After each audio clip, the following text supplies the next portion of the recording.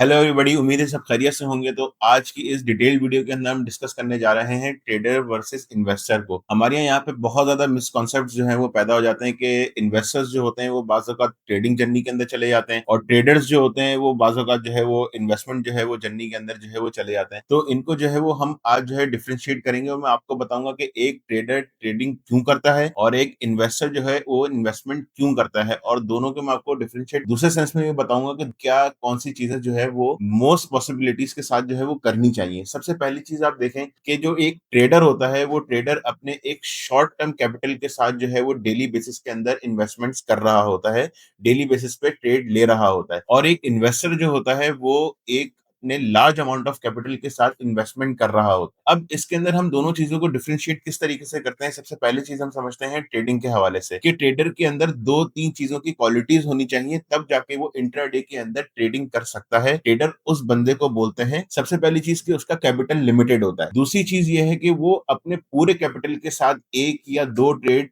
At a time place कर रहा होता है, और ट्रेडर को जो है वो इंट्राडे के अंदर उसी दिन वो अपनी पोजीशन ओपन करता है और उसी दिन उसको जितना भी प्रॉफिट हो रहा हो या जितना भी लॉस हो रहा हो उसको वो लॉस अपना बंद करके या प्रॉफिट की पोजीशन को क्लोज करके बाहर आना होता है। इसी तरीके से जो इन्वेस्टर होता है, इन्वेस्टर के पास क्योंकि कैपिटल बहुत ज्यादा होता है, कैपिटल उसको वो कैपिटल जो है वो अलग अलग स्टॉक्स शेयर्स के अंदर कमोडिटीज के अंदर जो है वो इन्वेस्टमेंट करता है। मैं इस टाइम पे जो दोनों की एग्जांपल दे रहा हूँ वो मैं सिर्फ पाकिस्तान स्टॉक एक्सचेंज के हवाले से नहीं दे रहा, वो मैं क्रिप्टो करेंसी के हवाले से, फॉरेक्स एंड कमोडिटीज के हवाले से, सबके हवाले से जो है मैं आपको एक ही नॉलेज प्रोवाइड कर रहा हूँ कि आप अपने आप को ये देखें कि आप जो है वो कौन सी कैटेगरी में फॉल करते हैं। आया आप ट्रेडर हैं, आया आप इन्वेस्टर हैं। तो इसको जो है मैं और इन डेप्थ लेकर के चलता हूँ। सबसे पहली चीज तो ये है कि ट्रेडर जो है वो अपने आप को इन्वेस्टर वाली कैटेगरी में क्यों ले आते हैं। पहली चीज, वो खुदा ना खास्ता उनकी कोई भी पोजीशन फंसती है इंट्राडे के अंदर और वो उनको होल्ड करनी पड़ जाती है और वो उसको होल्ड कर लेते हैं। लेट सपोज के एक दिन, दो दिन, तीन दिन, चार दिन, और उनकी पोजीशन माइनस चली जाती है, यानी कि 2%, 4%, 5% वो माइनस में चले जाते हैं, भले वो स्पॉट पे ट्रेडिंग कर रहे हो या फ्यूचर पे ट्रेडिंग कर रहे हैं। अच्छा, अब ट्रेडर्स की जो सबसे बड़ी गलती क्या होती है कि वो 3-4%, 5% की जो है वो नेगेटिव मूव तो जो है वो बर्दाश्त कर लेते हैं, पर जैसे ही उनकी पोजीशन 1% या 2% प्रॉफिट के अंदर आती है वो अपनी फौरन से जो है वो प्रॉफिट टेकिंग कर लेते हैं। अब उस प्रॉफिट टेकिंग के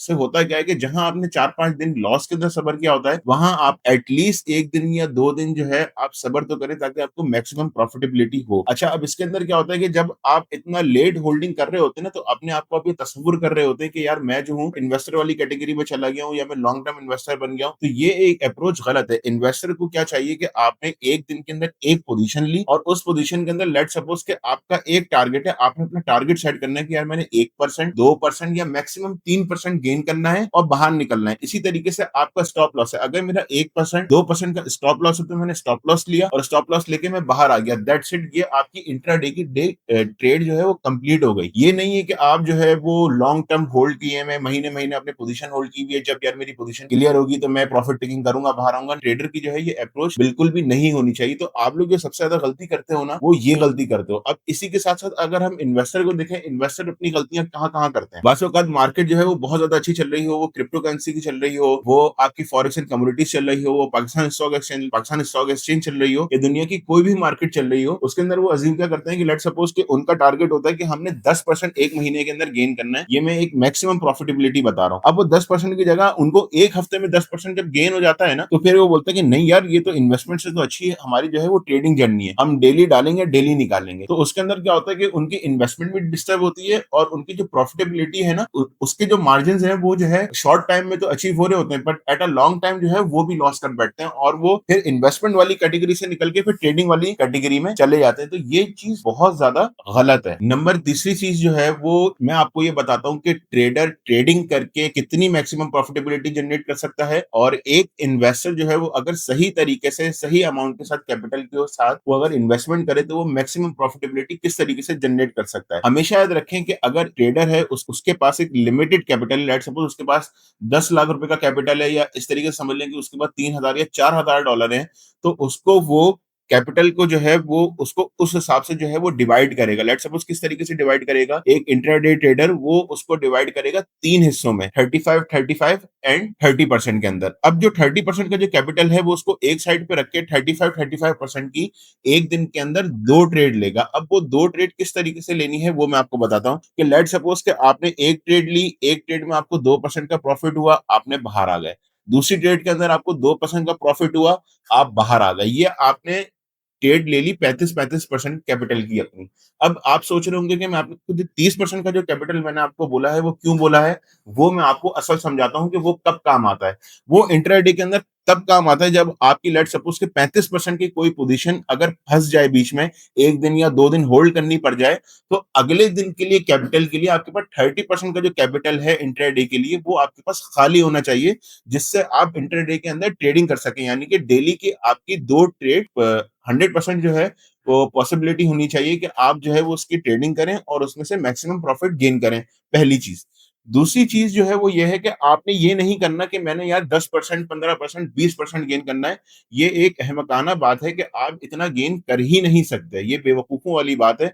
आप इस चीज को जरा गौर से समझें। अगर आप डेली एक ट्रेड से 2% या 3% भी गेन कर रहे हैं, ये मैक्सिमम बता रहा हूं। अगर आपने डेली अपने 70% कैपिटल से 4% भी गेन किया, तो आप उसको महीने पे मल्टीप्लाई करें कि आपने अपने कैपिटल का कितना परसेंट गेन किया है। ये एक बहुत बड़ी अमाउंट बनती है। तो इसको आप जरा सोचें कि आप महीने के एंड में अपने कैपिटल को ही डबल कर लेंगे अगर आप इस कंसिस्टेंसी के साथ चलेंगे। हमेशा याद रखें कि मैं इन्वेस्टर की बात नहीं कर रहा, अभी ट्रेडर की बात कर रहा हूँ। ट्रेडर जो है वो अगर डिसिप्लिन के साथ चलेगा तो आप यकीन नहीं कर सकते कि महीने के एंड में, और उसके बाद क्वार्टर के एंड में, उसके बाद 6 महीने के बाद और साल के बाद इतना आपके पास पैसा होगा कि आप गिनते गिनते थक जाएंगे, पैसा खत्म नहीं होगा। ठीक है ना? इसी तरीके से हम इन्वेस्टर वाली कैटेगरी में आ जाते हैं। अब इन्वेस्टर के पास क्या होता है कि एक लार्ज अमाउंट होती है, लेट्स सपोज कि उसके पास 1 करोड़ रुपए हैं। अब उसको 1 करोड़ रुपए को इन्वेस्ट करना है, तो वो ये सोचता है कि यार मैं 1 करोड़ रुपए एक ही शेयर में लगा देता हूँ या एक ही कॉइन में लगा देता हूँ या एक ही कमोडिटीज खरीद लेता हूँ। ऐसा बिल्कुल भी नहीं होता। जो इन्वेस्टर की बेहतरीन अप्रोच होती है ना, वो क्या होती है वो मैं आपको बताता हूँ। लेट्स सपोज मैं आपको पाकिस्तानी स्टॉक एक्सचेंज के हवाले से बताता हूँ कि आपने जो है वो 2 से 3 सेक्टर्स ले लेना है। लेट्स सपोज टेक्नोलॉजी सेक्टर ले लेना है, फार्मा सेक्टर ले लेना है, ऑटोमोबाइल सेक्टर ले लेना है। 3 सेक्टर आपने ले लिए। अब इन 3 सेक्टर के अंदर भी जो टॉप कंपनीज हैं, जिनके वॉल्यूम्स अच्छे हैं डे बाय डे, जिनके डिविडेंड आ रहे हैं, जिनके वॉल्यूम्स अच्छे हैं, उनके अंदर आपने जो है वो 20-20% करके जो है वो इन्वेस्टमेंट करनी है, या 10-10% करके इन्वेस्टमेंट करनी है कि कहीं ना कहीं खुदा ना खास्ता अगर आपकी कोई भी शेयर जो है वो कोलैप्स करता है या माइनस में जाता है, तो बकिया 8, 9 या 5 शेयर से आपको मैक्सिमम प्रॉफिटेबिलिटी जनरेट हो रही हो, यानी प्रॉफिटेबिलिटी जनरेट हो रही हो, पहली चीज। दूसरी चीज क्या है कि लेट सपोज कि अगर 5 शेयर आपके प्रॉफिट के अंदर हैं और 5 शेयर लॉस के अंदर हैं, तो इन दी एंड अगर महीने के एंड में आप अगर अपनी कैलकुलेशन करेंगे, तो उसके अंदर आपको ये देखने को मिलेगा कि यार अगर आपने प्रॉफिटेबिलिटी गेन नहीं की है, तो आपने लॉस भी नहीं किया है, आप अपने कैपिटल के अंदर, प्रिंसिपल अमाउंट के अंदर एक ब्रेक इवन के ऊपर खड़े हुए हो। तो सबसे पहली चीज तो ये है। दूसरी चीज ये है इन्वेस्टमेंट के अंदर के आपने क्या करना है कि अपनी कैटेगरी बनानी है। आपने लेट सपोज सोचा कि मैंने 1 साल के लिए इन्वेस्टमेंट करनी है, और उसके बाद आपने 1 साल को 12 महीने पे डिवाइड करना है। अब 12 महीने का आपने एक चार्ट बनाया। 12 महीने का चार्ट बनाने के बाद उसमें आप महीने के अंदर आ जाएं। सबसे पहले उसके बाद आपने आना है क्वार्टर के अंदर। क्वार्टर के बाद आना है अपने महीने के अंदर। महीने के अंदर देखना है कि यार कौन से शेयर की मैक्सिमम प्रॉफिटेबिलिटी होने वाली है, तो उनके अंदर आपने महीने के हिसाब से इन्वेस्टमेंट करनी है। फिर उसके हिसाब से आपने क्वार्टर के हिसाब से इन्वेस्टमेंट करनी है।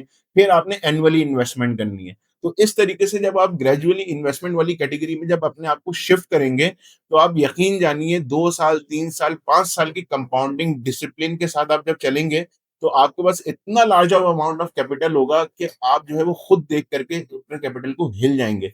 मैं ये नहीं बोल रहा कि आप जो है वो 10 लाख से शुरू करें, 50 लाख से शुरू करें। आप जिस कैपिटल से भी शुरू कर रहे हैं, आप अपनी अप्रोच को पहले बदलें कि आप एज अ ट्रेडर काम करेंगे या इन्वेस्टर जो है वो काम करेंगे। तो अपने आप को जो है वो डिफाइन करें और अपने आप की कैटेगरी डिजाइन करें कि मैंने जो है वो किस तरीके से परफॉर्म करना है मार्केट के अंदर, अपनी परफॉर्मेंस क्या देनी है। अच्छा, अब इन्वेस्टर जो होता है वो बोलता है कि यार महीने के अंदर जो है वो मुझे 10% की ग्रोथ होनी चाहिए, 20% की ग्रोथ होनी चाहिए। तो मैं आपको एक चीज़ ये क्लियर कर दूँ कि अगर एक investor investment point of view से मार्केट के अंदर आ रहा है, फाइनेंशियल मार्केट के अंदर, तो उसकी मैक्सिमम जो ग्रोथ होनी चाहिए वो 4 से 7% तक की ग्रोथ होनी चाहिए। ये मैं मैक्सिमम बता रहा हूँ आपको। जब आप इसको 12 महीने से मल्टीप्लाई करेंगे तो ये एक बहुत बड़ी अमाउंट बनती है। लेट्स सपोज कि आपके पास 1 करोड़ रुपए और 1 करोड़ रुपए का जो है वो आपने 1 महीने का टारगेट रखा हुआ है 5% का। तो आप ये समझिए कि आप अपने कैपिटल पे 7% जो है वो in the end of year जो है वो गेन करेंगे। तो आप 1 करोड़ रुपए पे 60 लाख रुपए गेन कर रहे हैं। तो ये एक मैक्सिमम प्रॉफिटेबिलिटी है, तो इसको आप छोटा नहीं समझें। ये एक बहुत बड़ी अमाउंट है। इन द एंड मैं यही उम्मीद करता हूँ कि आप लोगों को जो है वो अपनी-अपनी कैटेगरीज़ जो हैं वो डिफाइन करना आ गई होंगी। थोड़ी मैंने ज़्यादा डिटेल में तो नहीं समझाया, पर थोड़ा बहुत जो समझाया उससे आप लोगों को बेहतरीन तरीके से समझ में आया होगा। इसी तरीके की बेहतरीन वीडियोज़ देखने के लिए फाइनेंस स्टॉक्स के तमाम सोशल मीडिया प्लेटफ़ॉर्म्स को जो है वो आप लोग फ़ॉलो कर लें और उसके साथ-साथ पाकिस्तान स्टॉक एक्सचेंज की जो है वो हमने डिटेल टीम जो है वो बिठाई हुई है, जो डेली बेसिस पे जो है वो एनालिसिस करके आप लोगों के साथ शेयर कर रही होती है। तो गुज़ारिश ये है कि व्हाट्सएप का हमारा चैनल और कम्युनिटी दोनों जॉइन कर लें। तमाम जो है वो सोशल मीडिया के प्लेटफ़ॉर्म भी जॉइन कर लें, ताकि जो है वो आपको मैक्सिमम जो है वो एक्टिव कॉल के जो सिग्नल्स हैं, वो भी मिलते रहें और वीडियोज़ भी आप तक पहुँचती रहें, ताकि आप लोगों की जो है वो मैक्सिमम प्रॉफिटेबिलिटी बनती रहे डिसिप्लिन और कंसिस्टेंसी के साथ। बहुत-बहुत शुक्रिया। अल्लाह हाफ़िज़।